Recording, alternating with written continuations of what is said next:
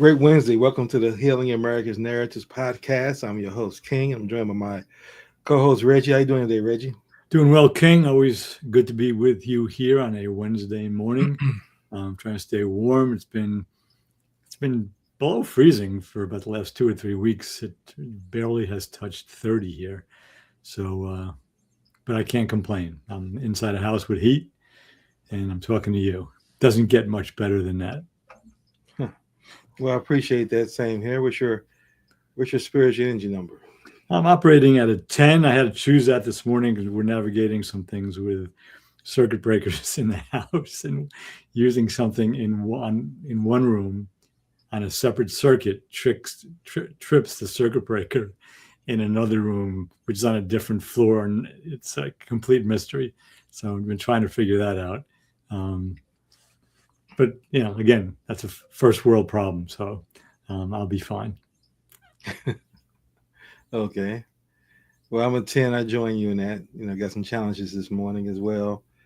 But like I said, when I go into my gratitude speech, challenges are what helps you know that you're alive and that you're growing, and there's benefit on the other end of that problem. As the gentleman, I'm trying to remember his name now. See at the Top.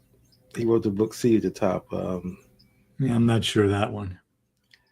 I'm forgetting his name, but what he said was, it had come to me later on. He said that life is like peeling an onion. That if you continue to peel the layers back, there's always a gift. Well, that's why he calls it the present and the problem. You got to take the wrapping off to get to the present. And the wrapping is the challenge that you go through, and then at the core of it is the present. So, start with a Z. He got some Z in his name, but it'll come to me. But in any event, I'm just grateful, going to my gratitude, that I'm alive, I'm healthy, have my ability to see, hear, walk, talk, stand, breathe, and have a sound mind. Grateful for the 24 hours to be here and be on a call with you as well. And for the infinite possibilities today it's going to provide. What's your gratitude for this morning? Yeah. So, well, first of all, was it Zig Ziglar? Zig Ziglar, that was his name. Okay. The only two Z's that come up were Ziglar and Zuckerberg, and I'm pretty sure it wasn't Zuckerberg. So, so Zig Ziglar. So, Mike, I'm grateful for my, again, I already mentioned heat. In the middle of the winter, I have a refrigerator with food in it. I have indoor plumbing. All of my basic needs are met, and my frustrations are occasionally when they're interrupted. So again, I count my blessings. For the most part, physically and mentally healthy, as far as I can tell. I get to do work that I care about, not trying to plug myself into somebody else's job description. And I'm grateful for all of that every day, really. Excellent. So with that being said, why don't you walk us into our topic for today? Yeah. So again, as always, for the last 3 years, and I say this in case anybody is listening to us or watching us for the first time, we've been speaking about the concept of healing America's narratives. That is the title of my 2022 book, and we've been applying it to things that have been going on since 2022. A couple of things have happened in the United States since then. But more specifically today, we're going to zero in on the American narrative, the shadow element, that which we deny about ourselves, that is manifesting currently in the federal government, the Trump administration, the Department of Defense, so Donald Trump and Pete Hegseth leading the way to, they've been killing people in the Pacific Ocean and the Caribbean Sea using aircraft. They say they're using special forces. I don't know how that translates exactly into aircraft. But they've attacked 22 boats since September 2nd. They've killed in the vicinity of 83 to 87 people. It's not 100% clear. And they've been in off the coast of the southern coast of Mexico, off the western coast of Colombia, off the northern coast of Colombia, and the northern coast of Venezuela. And there was one hit just off the southern coast of where Haiti and Dominican Republic, kind of their borders meet. Is all carried out by the U.S. military, allegedly against boats that were smuggling drugs. And there's no evidence of the drugs. I'm not saying there were no drugs on these boats, but the United States government has provided no evidence that, in fact, that's what these boats were doing. There's no evidence that if they were carrying drugs, that their destination was the United States of America. In fact, national and international intelligence has been clear that boats with drugs in the Caribbean are headed to rendezvous with larger vessels out in the Atlantic, taking the drugs to Europe, not to the United States. That most of the drugs that enter the U.S. via boat are in the Pacific, through Mexico, as opposed to the Caribbean. So basically, there's no declaration of war. There's no immediate threat to the United States, and we're killing people. And the primary target of the killing has been the alleged drug trade coming out of Venezuela. That's what the Trump administration is speaking about. And they're bringing a major flotilla with aircraft carrier groups, aircraft, over 10,000 infantry, soldiers, Army and Marines into the Caribbean, in a general vicinity of Venezuela. And the question becomes, why are we doing this, specifically targeting Venezuela, under the guise of stopping the drug trade? Because most of what the United States, through Donald Trump, says about fentanyl being the primary drug coming from Venezuela into the United States is that we know that Venezuela isn't the primary supplier of fentanyl to the United States. So Venezuela has, if not the highest, one of the highest concentrations of untapped oil reserves in the world. Venezuela does not have a particularly strong military. Venezuela has the guise of being a democracy, but in fact, the current president, Maduro, lost the last election but stayed in power. He refused to accept the election results. And he's essentially a dictator. Now, back in 2003, a group of American political theorists called the Project for the New American Century were behind the Trump administration's attack on Iraq post 9/11. Iraq had nothing to do with the 9/11 attacks. This group of people, the Project for the New American Century, they had asked President Clinton in 1998 or 1999 to oust Saddam Hussein. He said that's a primary American foreign policy issue, is to get rid of Saddam Hussein. And under the Bush administration, using 9/11 and weapons of mass destruction as excuses, we attacked Iraq for no reason. Unless we were going to get rid of all the dictators on the planet, in which case we would have started with Russia and China, but they're too big and they can fight back. So there's a direct parallel in terms of Iraq. Primary export is oil. If they had been primarily a broccoli exporter, we probably would not have been interested in attacking them. Venezuela is primarily an oil country. That's their primary resource. So whether Donald Trump is being told what to do by people more powerful than him in the oil industry, whether he just doesn't like Maduro, who's a lot like him, who's a dictator who doesn't accept election results unless they're in his favor, or whether Hegseth and Trump just think they're being men by blowing up boats in the water and thinking that that'll distract Americans from how bad the country is doing with regard to affordability, healthcare, and most of the things that our Americans are, middle class Americans are concerned with. The United States under Donald Trump and Pete Hegseth are committing violent acts to people in international waters without any direct threat to the country. When you and I have spoken about shadow for the last 3 years, we identify the 9 basic elements of shadow as being ignorance, arrogance, fear, bigotry, violence, greed, excess, bullying, and untrustworthiness. And Hegseth and Trump and all the other people in the Trump administration who are leaders tend to embody all of those traits. So it's difficult, even though I've been studying this stuff and working with it for the better part of a decade now, how we're going to heal the narratives of the United States of America if we're going to continue to preemptively kill people using what is still arguably the most powerful military in the world, although China is catching up.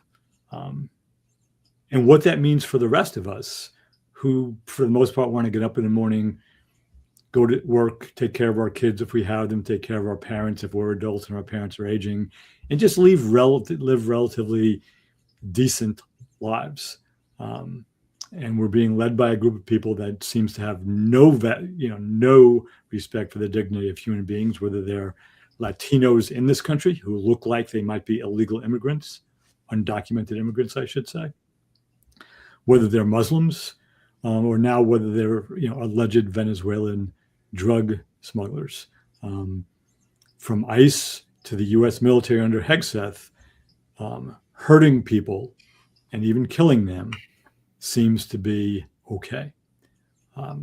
So that's the thing that needs our attention if we really want to heal the narratives of this country as it approaches its 250th anniversary of the Declaration of Independence. So that was a lot, I know, but there's a definite parallel between Iraq in 2003 and Venezuela in 2025.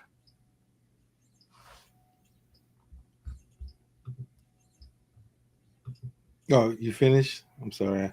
I can go for another 20 minutes if you want me to. No, I'm good.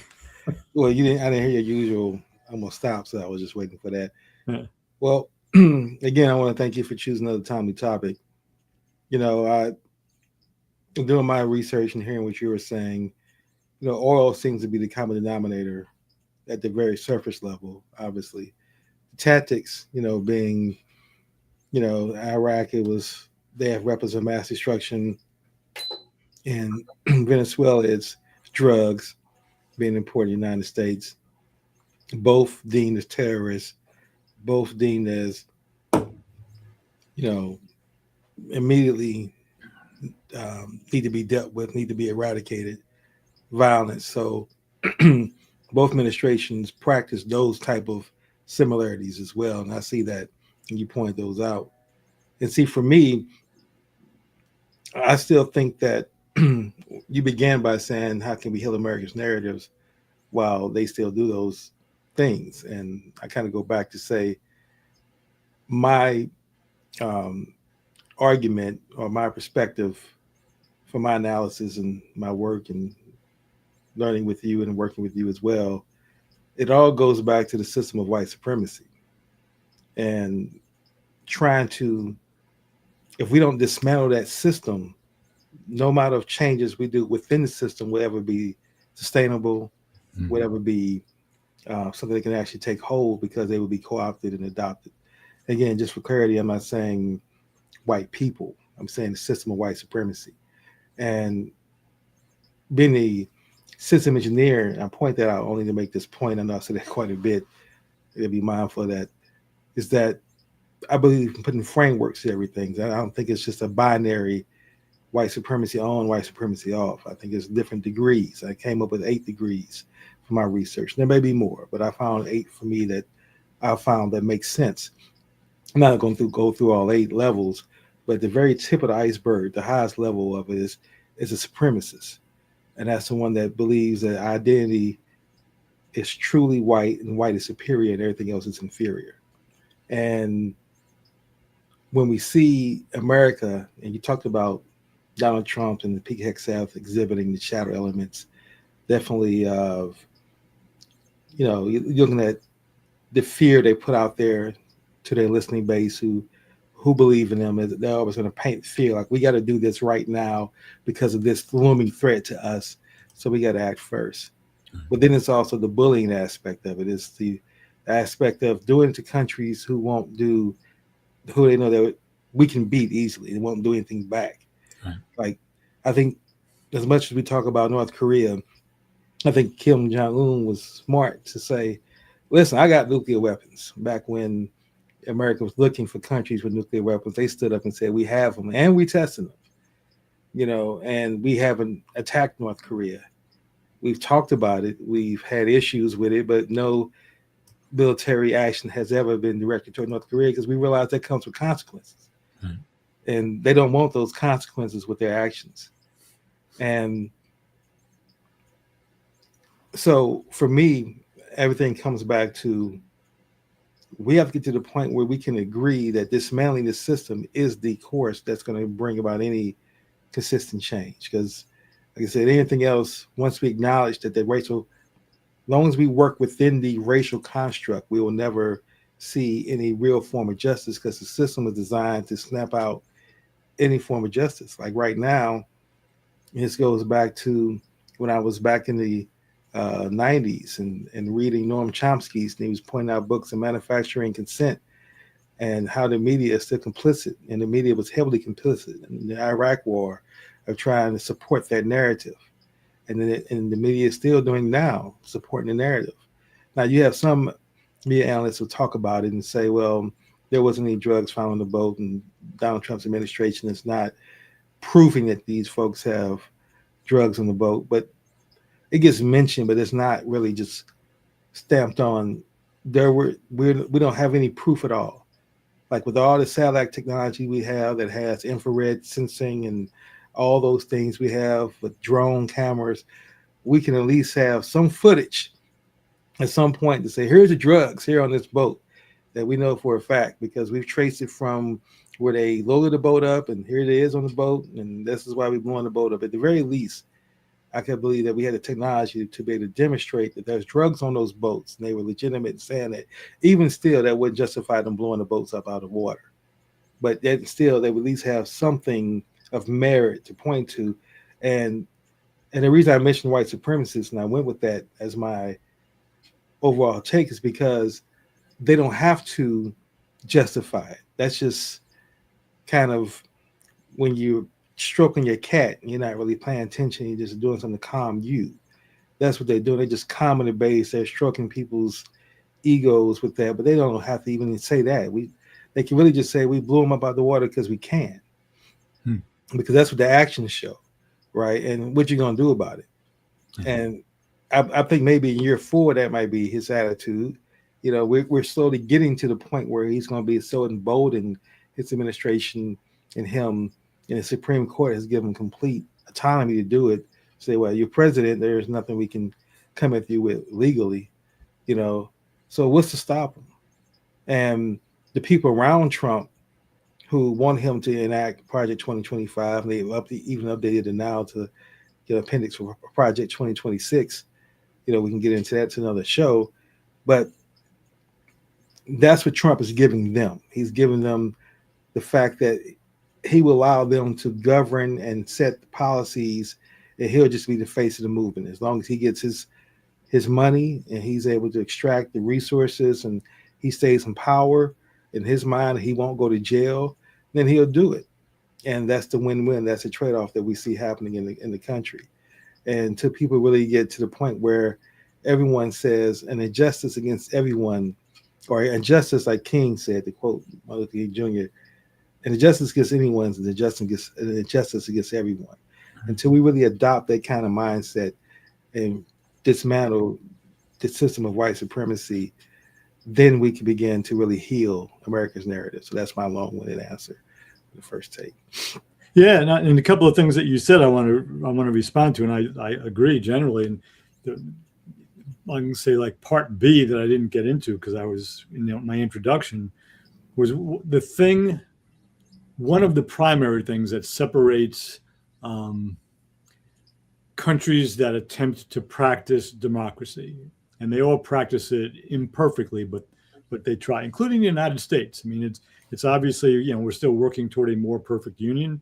The American democracy, as we've spoken about for 3 years now, didn't include women, indigenous peoples, or Africans and African Americans at the outset.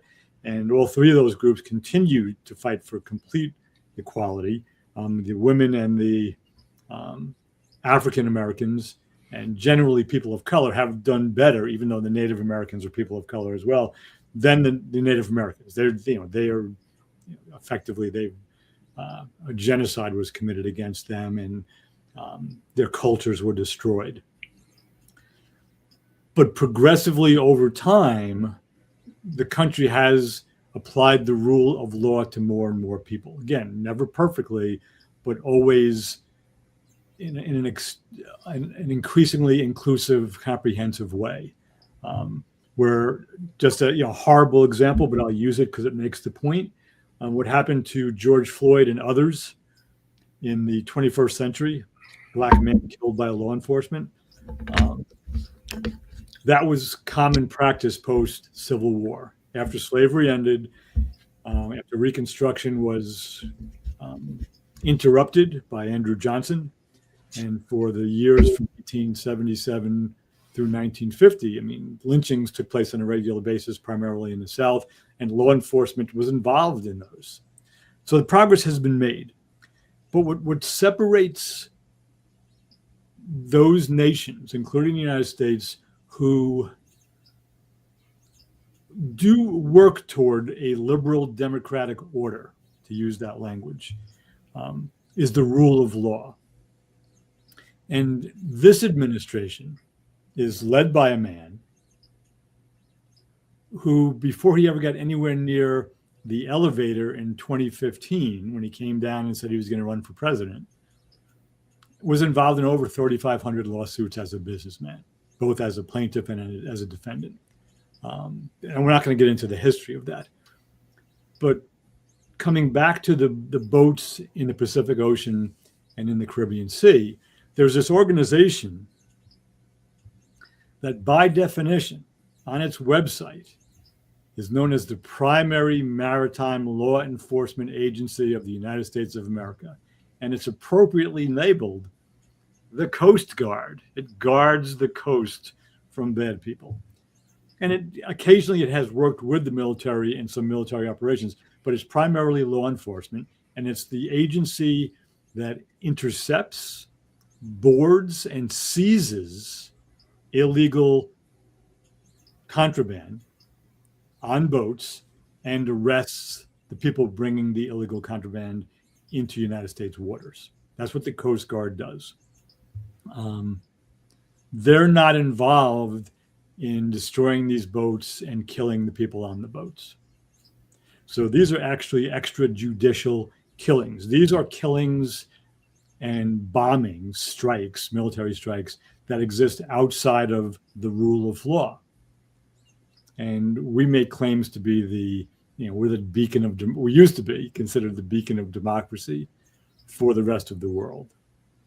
And that was a deserved accolade in certain times in history. Again, never perfect, but we helped out during World War II reluctantly. We didn't want to get involved in World War II. The Japanese convinced us, and then we got involved in Europe as well. But this administration has no respect for the rule of law. And even when a court order comes down that finds against the administration, whether the administration brought the suit or the suit was brought against it, it just basically has said, well, we don't really have to follow what the courts say either. They honor the courts when they get the verdict that agrees with them, and they dishonor it otherwise. So we're actually being ruled by an extrajudicial administration. They don't have respect for the rule of law, And the Justice Department is the federal agency that administers the rule of law on a federal level. So, back to your point, the system of white supremacy that in fact argued for legislating the legality of slavery from the 1700s forward, and even up to the Constitutional Convention, and then post the Constitutional Conventions, has been that system that you're talking about, where the states who felt that they needed to enslave other human beings, and more specifically Africans, in order to run their economies, convinced the states who were getting rid of slavery to compromise with them so they could keep their slaves and stay in the Union. The Civil War finally broke that compromise apart, but then it went back to just another version of white supremacy through Jim Crow, Black Code laws, which had been in existence already, and then the lynchings. So it's the same mindset 250, 200, 150, 100 years later. We can do this to you. And the target of the you keeps shifting. Sometimes it's American citizens, sometimes it's undocumented immigrants, sometimes it's documented immigrants who have brown skin and speak Spanish, and specifically Spanish from Caribbean nations, and Central American nations, and South American nations, not Spanish from Spain, because they're considered white almost for the most part. So it's the same worldview updated for another new century. And to your point, I mean, yeah, the system that gives every member of Congress lifetime health care, high-end health care, while Americans are scraping the bottom of the barrel, realizing that if they lose their job, or if they break their leg, or if they get really sick, they could be bankrupt because of the cost of healthcare and the lack of coverage in this country. The whole system, as you say, does need to be replaced. And that's a tall order, because the people for whom the system works don't want to mess around with it. And they're the ones closest to the seats of power. So that's what we're really looking at now. And rebelling against the United States federal government, an armed rebellion, is pretty much a non-starter nowadays, because it's not these one-shot muskets that you could fight back with anymore. Even the people that have their shotguns and their Glocks, and they've gotten in, they're armed themselves in their own homes for safety, are not going to defeat the U.S. military in a rebellion. So it's going to have to be done in a different way. And that includes the ballot, that includes protests, that includes people seeing what other democracies actually have, and or become willing to make the sacrifices necessary to be treated as, equal human beings. And not everybody in this country has that, as we obviously know. Absolutely. Well, you're absolutely right about that. And I just really wanted to kind of explain a little bit more what I mean when I say the system of white supremacy, so that folks don't think I'm just blaming this again on white people. And that's not what I'm saying. Don't be blaming me, King. What I'm saying with that is that when you really, as a system engineer, I look at things as systems, and you really understand the systems and how systems work. And I came up, not that I came up with, again, my analysis, there are basically 15 core systems. There's a little bit more, but it's 15 that really run and govern America and our behaviors. From the justice systems to the economic systems to the education systems to the finance system. All these are systems. And what I'm saying is that the core of these systems is white supremacy. That it's in the DNA, and this is not a glitch. It's designed that way. It's designed to make sure that systematically the person that stays in power is white identity. And that's what all these systems at its core is going to make sure it happens. And it's practiced at different levels at every system. And we don't have time to go into every system, each system we can at another show. But my point I'm making is once you understand that, then everything the system does is exactly according to system. That's how it's functioning, like Project 2025 and how that functions and how we tolerate that. I mean, Trump was just really the first rich white man that came along and just said that, okay, yes, we have three forms of government. Well, what really happens if I don't want to play by that rule? If I really want to just be king? What the system is designed for that to happen. With anyone else that tried it as non-white man, there's consequences baked into how the U.S. Constitution works. We've seen now how I've heard my entire life how important the Constitution was. And we got to stand for the Constitution. And everything's about making sure, even though you just think logically for a moment, why would you want to still govern yourself by something that was written over 200 years ago by men only and had one demographic do it? And where we're at right now with all the ways that Americans have changed, why would you still hold true to that being the government document without saying, well, let's look at ways to incorporate other people's thoughts and opinions in it? It's kind of like I liken it to a friend of mine who we play Monopoly, and she always wants to be the banker. And then she always has her rules as far as how she wants to set things. And Monopoly is pretty much wide open for it has its specific rules. Most people discount Monopoly's rules and make their own rules to how it works. And so with her being a banker, one thing's for sure, she's never won without any money somehow or another. And then she determines what goes in the free parking and all of those things. And then it gets to the point after a while, if you play 5 or 6 games, that it's a common pattern that you can see. As long as you're playing with her rules, we would never win. And that's what I'm saying here. It's the same thing. As long as we're playing within those rules that were created, no one else will win. And anyone who wants justice won't win. And that's what we got to really begin to look at because, again, we can attack and go to war at countries without declaring war. Like when you understand that there's a process for declaring war, and Congress is supposed to do that. Again, as you said before, in 2003, we didn't really declare. Did we declare war with Iraq before we? No, we didn't declare war with Iraq. We didn't follow the process then. And so each time a person's able to use a system for their own negative benefit, and there's no consequence that really makes sure it doesn't happen again, then it's gonna get worse the next time. See, my biggest concern is not so much getting Trump out of office. That's what everybody seems to be focused on at the moment. Getting Trump out of office, as though getting him out of office will right the ship, and then we can go on living a harmonious life, as though the folks who created Project 2025 will go away and they won't rise up again. It's like, no, that's not going to happen. What they've learning from this example, like they learned from Bush, that we can have someone better than Trump without all the baggage that Trump brings. He's going to be much more charismatic, much more intelligent. And then he won't be so easy to have people hate him because the fact is he won't be looked at as he will be.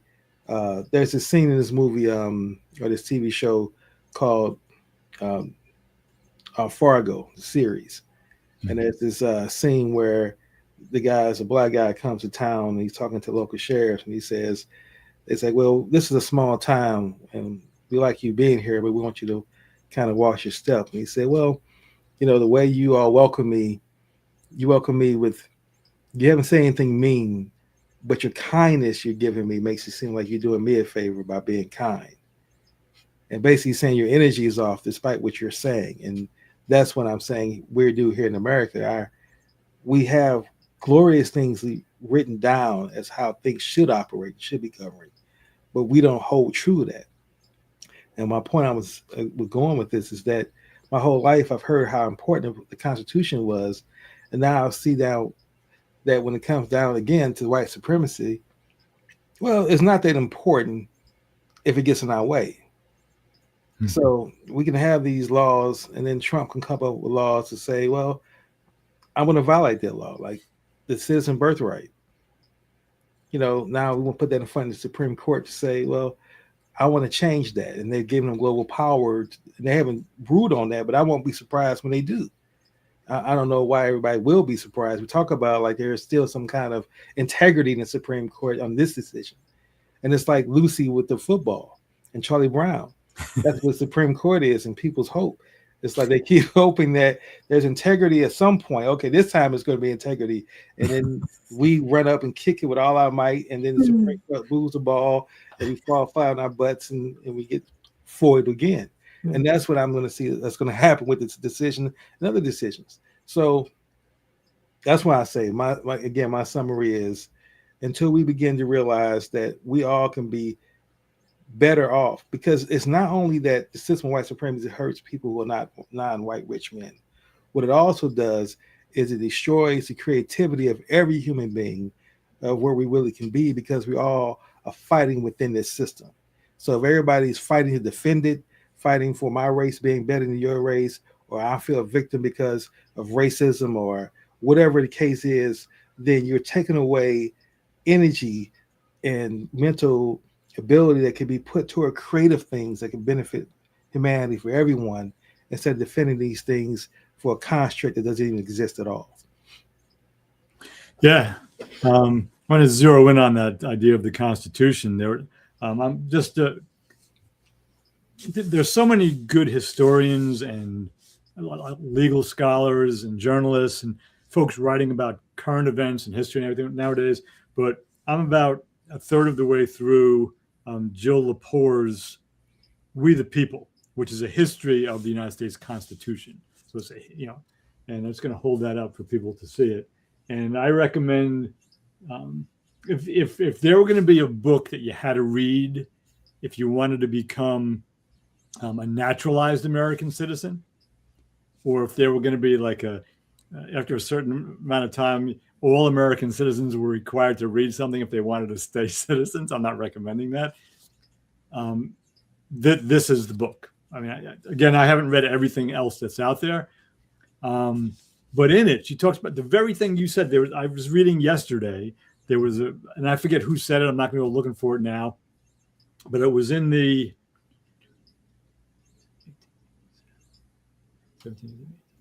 1880s, and somebody said, and they were arguing about how hard it was to amend the Constitution.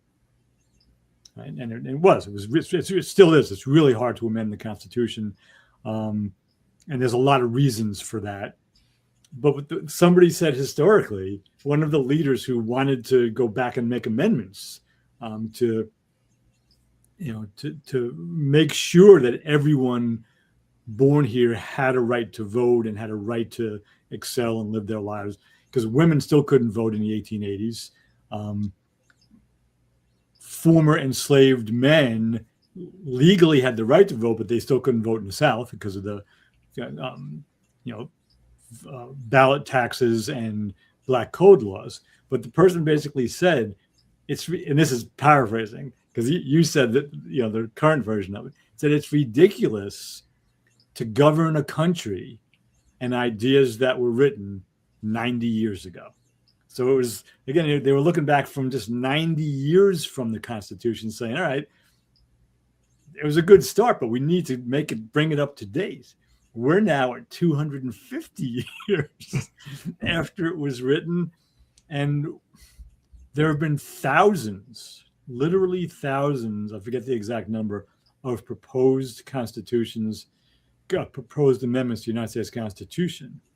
And we have 27. And the most recent one was 1992, which had to do with the salaries of Congress people. And the one before that was 1971-72, which gave 18-year-olds the right to vote. And that emerged because we were sending them off to get slaughtered in Vietnam, but they couldn't vote yet.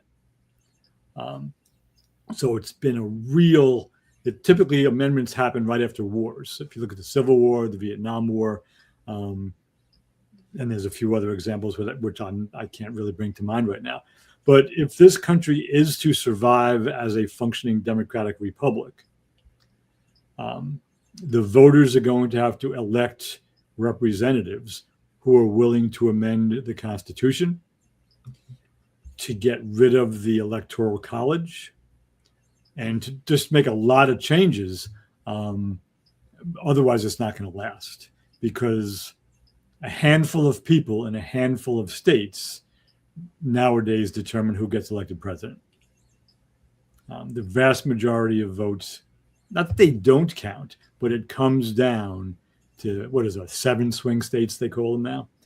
And that is not a functioning democracy. Right. Because the people running for office only speak to and speak in language that addresses the needs of people in those states, and they ignore the other ones. And we have to get rid of the gerrymandering and a lot of other things. But wonderful book, We the People, and its sources. You could spend the rest of your life just going back and reading her sources. It's just a brilliant work of scholarship. And last thing I'll say is she's a brilliant writer. She was actually a writer before she was a historian. So the writing is fun. She makes reading American history and about the Constitution, and she brings to life the people, both those who were in favor of enslavement and wanted to succeed from the nation and led to the Civil War, and those who were against enslavement and were willing to fight a war to end that practice. It's just a wonderful work to read, but it speaks directly to what you and I are talking about, and getting those people elected and then getting them to act, considering the dysfunction of the current Congress. They don't do anything. Mike Johnson's Congress does not do anything other than let the president do what he wants. And last thing I'll say tied in with that is 2 or 3 days ago, might have been yesterday, Nancy Mace, who's a congresswoman, I think from South Carolina, who I probably disagree with on almost everything.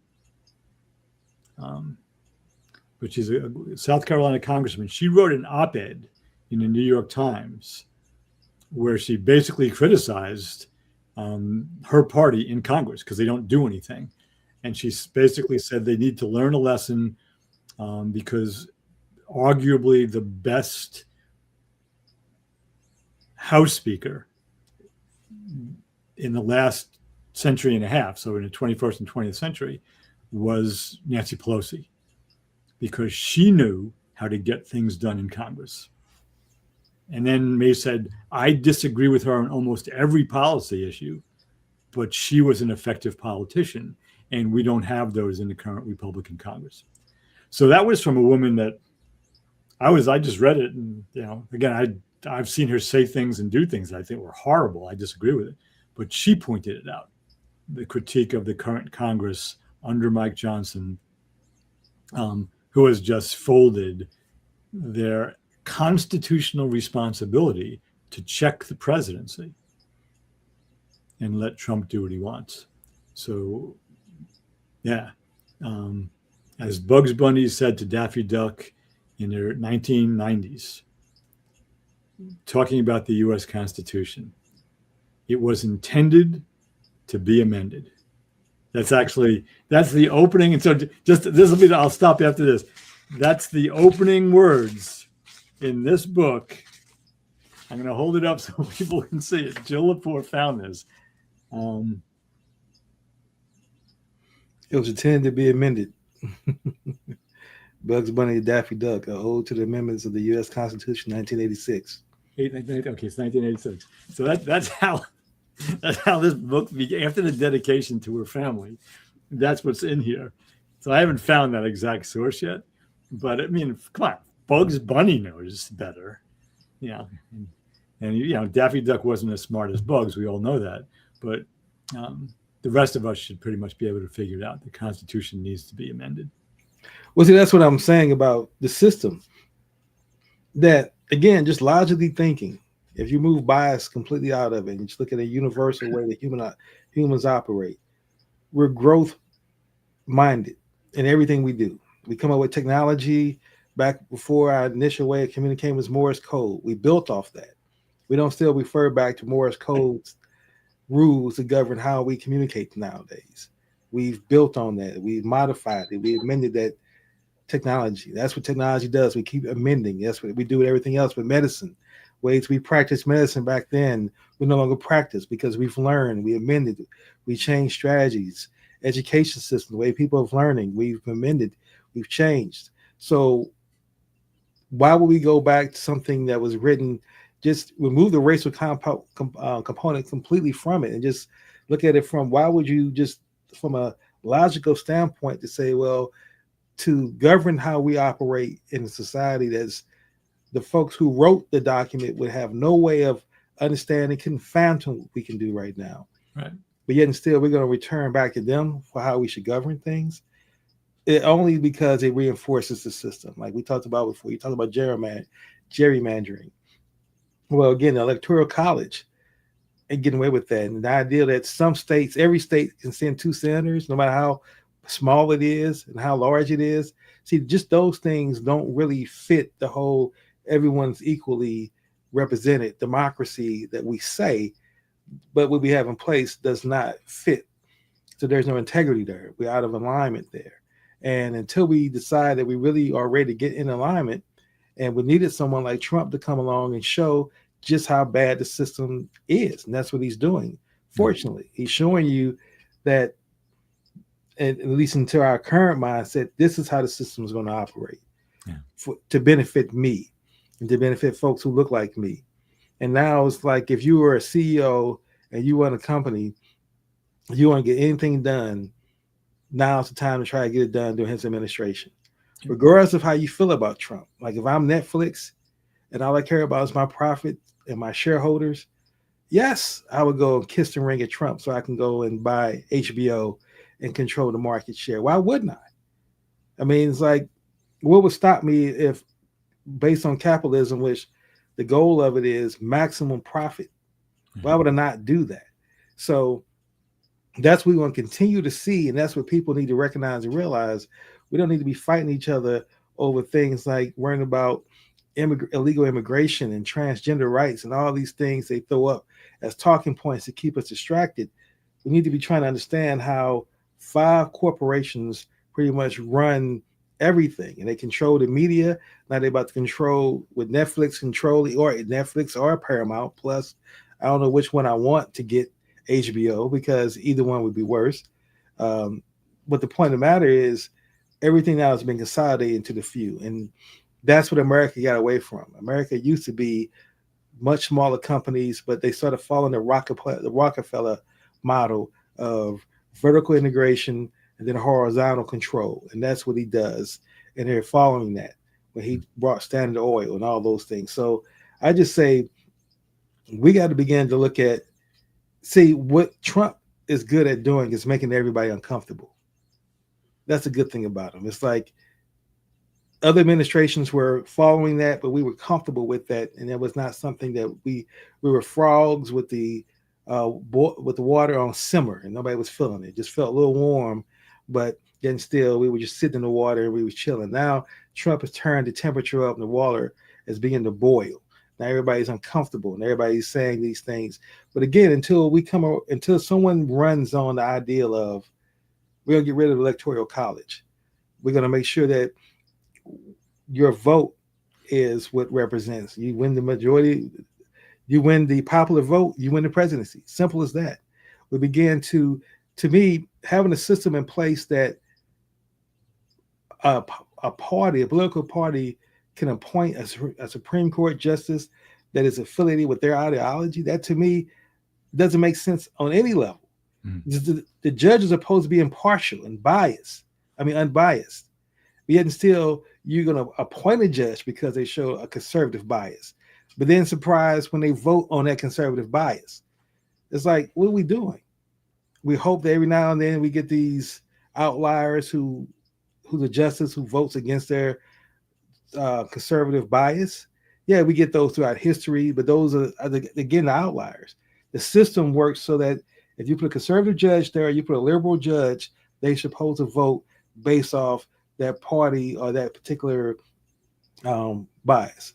And so until we begin to really examine how this system is, there's not going to be any change. Now, one thing I will say that I will give Democrats credit over Republicans within this system is this. Your point about Congresswoman Grace is that Republicans cannot govern. They've shown that. They can obstruct. They're great at obstruction, but you give them, they have the complete ability to govern. They can't govern. They cannot create laws because they're not designed to work that way. They're designed to obstruct and make rules and laws that benefit only them. When they got to govern for the whole country and make it appear they care for everybody, they have no policies. They can't even think that way. It's not even in their paradigm to think about how to make things affordable for Americans. That's what Trump's like. There's no word in his mind. There is no word as affordability. It's made up because everything in his life has always been affordable. He's never had to worry about the issue of affordability. How could the audacity for a rich man who's born rich and have all the privilege and money that Trump has, and we listen to him say affordability is not even a real word. Anyone else would be laughed out, kicked out, but he's able to say that and say it repeatedly to the point where it's like, now he's on an American tour now to say that to people. And if you are willing to believe he's telling you that affordability doesn't exist, and that again, immigrants are your problem and trans people are your problem, and having Black holidays and Black people and DI, those are your issues that you should be concerned with as an American citizen. And I'm going to get rid of those, but I'm not going to do anything for you financially. I'm not going to help improve your benefits. I'm not going to make sure that you have health care. I'm not going to care about any of those things, but I will make sure I get rid of these nagging issues that you have, and you're going to keep, and we keep electing that. That's the problem I have. But we're not spent most of the show on that. We haven't getting much on the positive side. So I want to give you the opportunity to shift into the last section of our show in a more positive direction. Well, go ahead. so I mean, I'm going to say something. I don't think I've ever said this before. I may have spoken around it a bit, but because of the power of social media and its omnipresence, everybody's on their phones scrolling. More and more people, especially younger people, get what they consider news and information from social media. With artificial intelligence growing, which has its, in some ways it has its benefits. I know you use it in good ways. It has its dangers too, because when it's overused in schools, kids don't learn to think or write anymore. And that's a real danger in education for young kids. But really understanding the world in which we live, which was quite a big bite to take.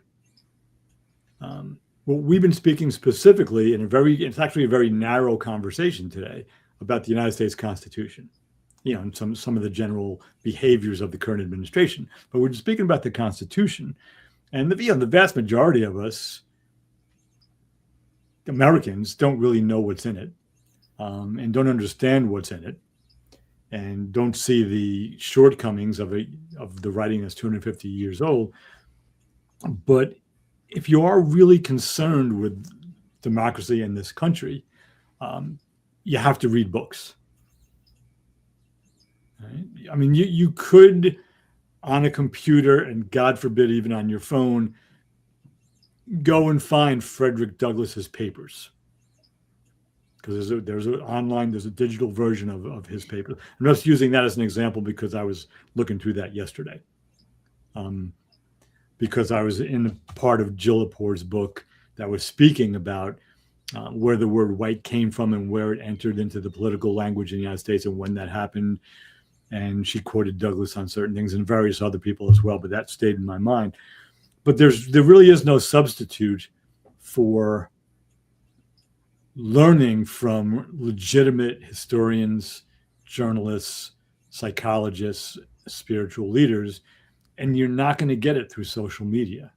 In fact, on social media, you don't know if what you're reading is from a Russian bot, and they're still there, they're still working, or a Chinese bot, or whatever it is.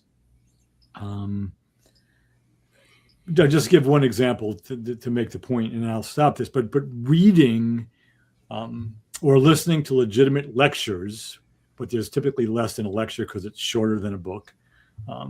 But there's something making the rounds now on social media, and I forget his name, but a player on the Atlanta Falcons spoke at a big fundraising gala in New York City, where many of the billionaires were there, including Mark Zuckerberg and various other billionaires. And he was given this award because of some of the work he's done as a philanthropist. And he didn't talk about what, the award, but he spoke about how important it was for those who were blessed to bless others, whether it's financially or with talent or whatever it is. It was this beautiful, beautiful piece. And none of the other billionaires even clapped. They just kind of looked down and everything. And it was created by some bot somewhere. It wasn't a true story. And people I know who are good people, pretty well-educated people too, because they agreed with the idea of it, kept sharing it. It never happened. And it was based, again, I can't remember the name of the Atlanta Falcons player who allegedly had done this. And he seems to be a really good guy, but he just didn't do this thing that was created by some bot somewhere. He didn't create it himself either. If you're getting your information strictly online, especially historical information, I think you're doing a disservice to yourself. And I use online sources, but I vet them. Whatever, if you do a Google search and you get the AI summary at the top, scroll past that and find the sources that it scraped to get the AI summary, and find something legit that's been around for a while. So that's the positive thing. But otherwise, we have a lot of people walking around with conspiracy theories and wrong information and misunderstandings, and that they say there is no truth is not true. Are there some things where there are various sides to a given fact that can be interpreted in different ways? Absolutely. But there are truths out there. And in this time of our lives, it takes a lot of work to really find it. Find historians, find journalists, find people working in the social services, people working in the world of politics who are trustworthy, and read what they have to say. But if you get a 140 character or 200 character or 500 character social media post, don't put your life on what's behind it. So that's my rant. Well, yeah, I agree. I agree with a lot of things you said. I think that, and I know you're not saying this, but I just want to make this point, that I think technology is definitely one of the great equalizers that has come along to help deal with the injustice that's in the world.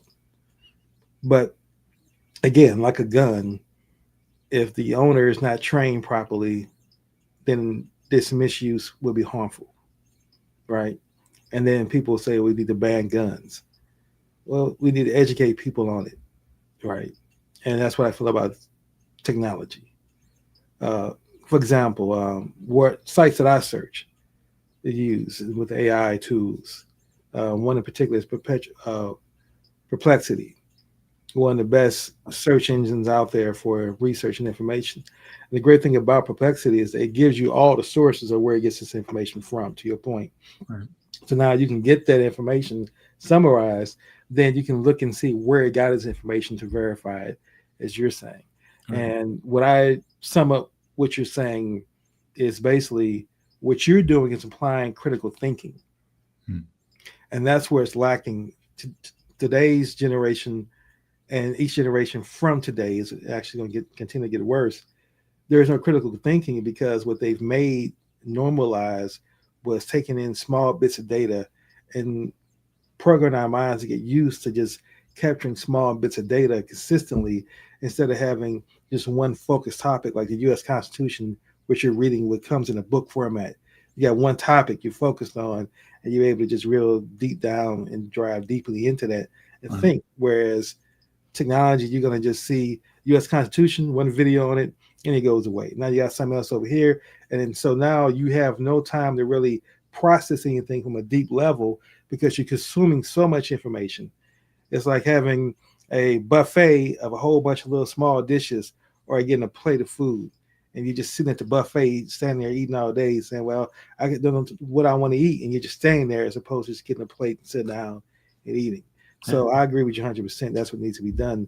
But we continue to create the culture where, again, because of white supremacy and capitalism, it's not going to be advantageous to go back to where we were. It's advantageous for you to scroll on your phone all day long. And so now the technology is coming out for you to be able to think about when you first wake up, the first thing you would do, and that's where the technology companies, Google, Apple, Samsung, whoever it may be, that's what they want. They want you, the first thing you do when you wake up is log in.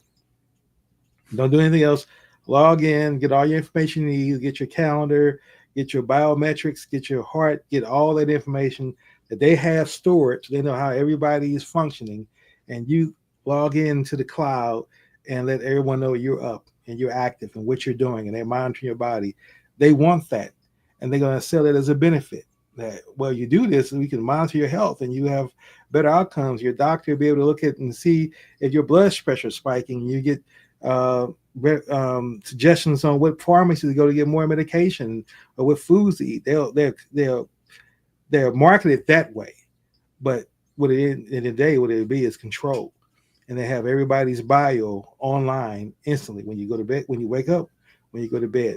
That's the world our children's children are going to be living in and used to, because we've slowly allowed for that to happen with the smartwatches and then the smart rings. Now the constantly on you, monitoring, connecting with and giving information. Everything's about data at the end of the day. So I just wanted to make that point as we wrap up. And I know we've gone 2 minutes over, so actually 4 minutes over. I didn't realize that. So we want to shift into the last part of our show, where we want to lift up people who we believe have shown the behaviors and characteristics and lived the life of being fully human, so we can show that we're not just saying these vague ideas, but there's practical people we can either point to in the past or people who are currently living those behaviors. And again, I'm going to go back to what I feel is who I want to lift up. And I really want to stay on this for a while because something just happened recently. Had a woman I met who was Jewish, that was elderly Jewish lady in her 70s. I met when I was in Colombia, and she and I have been building a relationship, but we had about being fully human.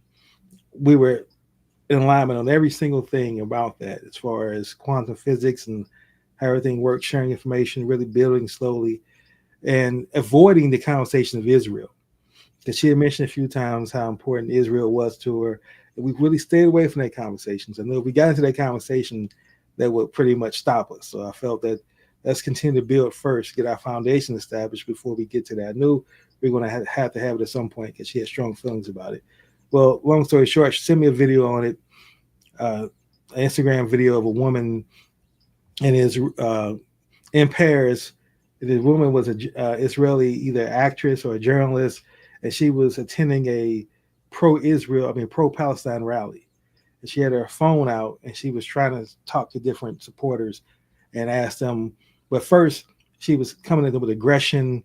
Why are you here? And you know about all the stuff that Hamas is doing, and she's challenging them, like, well, you advocating for this, but you realize how evil Hamas is, and Palestinians are killing themselves, and she's trying to make that point.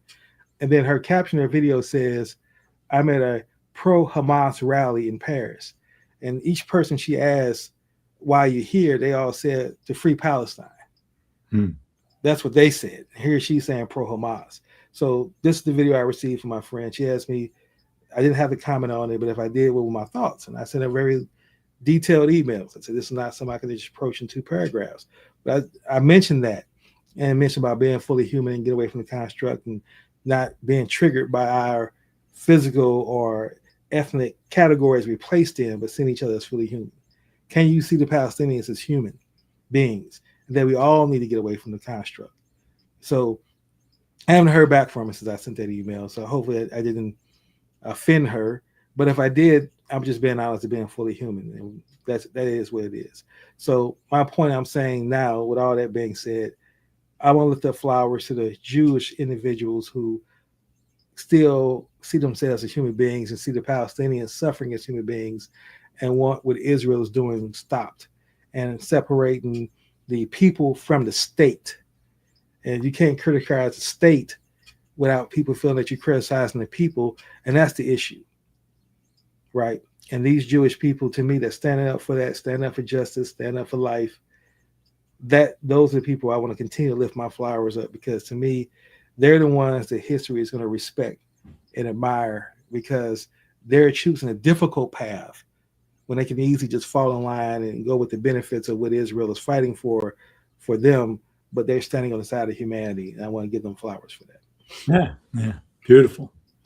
Yeah, so I'm going to select somebody that I don't think I've ever mentioned him before, but he's actually my oldest friend. I would argue best friend.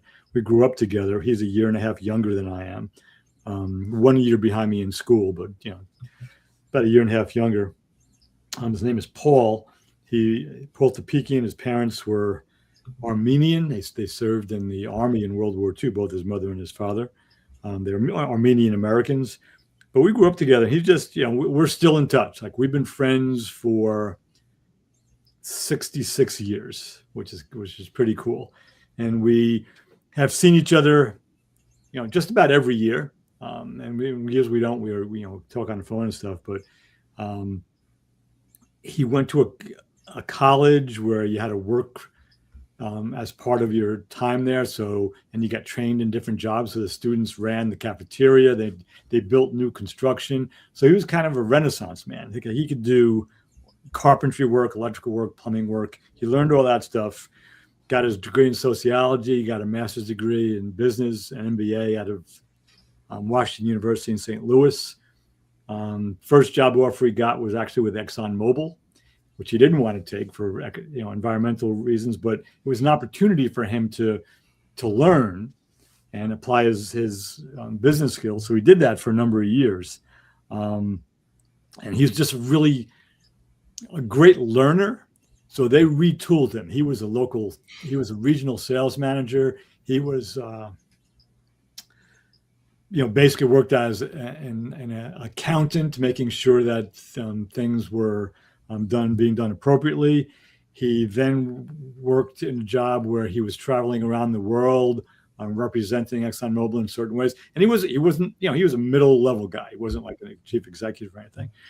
And he said he was going to stay for 10 years because they had a really good matching program. If you invested in ExxonMobil stock, they would match you 100%. So he did that, did very well with it. So he retired when he was 50 something. And he and his wife, who's actually began her career as an environmental attorney, which is pretty funny with the ExxonMobil thing. Had one daughter through birth. They adopted an infant from Cambodia, and he's now the chairman of the board for the college he went to. He and his wife take really great care of their 3 grandchildren. And he's just this guy he did so many different things. He made the decision to work for a big company with whom he disagreed on various levels. But he did that for a while so he could take care of his family. He got out and never looked back. He got out and he grew his hair back now, so he's back to having a ponytail, 70 years old. Because we both had long hair when we were young, but he's just a good guy. And he's been my best friend for years. And we both have other friends who are local to our lives. He actually lives down in Houston, Texas. But just one of the best people I know. And so that's my buddy Paul. Well, tips off to your buddy Paul. As we wrap up our show, we had a shout out from Benning, Georgia. So good morning from Benny, Georgia. So we appreciate that. Good morning. And as we wrap up our show, again, this has been the Healing America's Narratives podcast. We hope you got some benefit from our conversation because, again, our purpose with our show is to really talk about some of the current atrocities America is doing and relate them to what they've been done historically based on Reggie's book. And then as we understand the importance of history, begin to work our way to understanding how that impacts where we are today in our behaviors and why it's important for us to begin to start seeing each other and operate. First, see ourselves as human beings, and then we begin to see each other as human beings. And that's really what the goal of our show is. So hopefully you got some value from that, or you're getting some value. Our show is each Wednesday at 10 a.m. Eastern Standard Time. And until next Wednesday, we want everyone to continue to work towards becoming more fully human. Thank you.